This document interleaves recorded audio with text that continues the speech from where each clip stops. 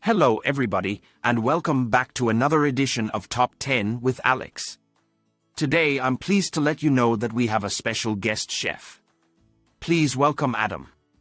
Today, we are going to be making the sixth item on our list of top 10 easy and interesting meals, although this one is more of a dessert.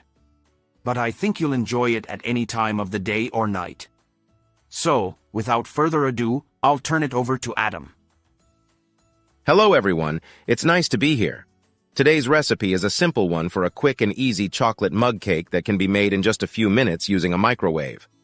Properly supervised, your kids might enjoy helping you make it as well. With a little luck, you'll have a tasty dessert in minutes.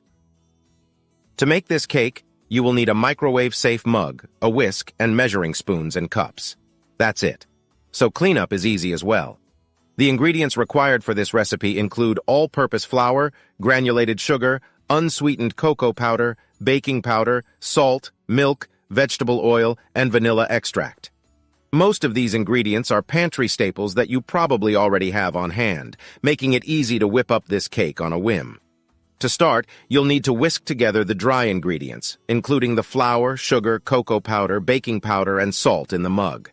Then, add in the wet ingredients, including the milk, vegetable oil, and vanilla extract, and whisk until the batter is smooth. Once the batter is mixed together, you'll want to microwave the mug on high for 1 to 2 minutes until the cake is fully cooked. The cooking time may vary depending on the wattage of your microwave, so keep an eye on the cake to make sure it doesn't overcook.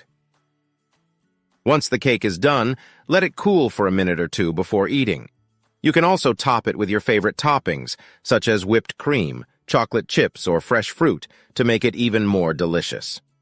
Overall, this recipe is perfect for beginners or anyone looking for a quick and easy dessert.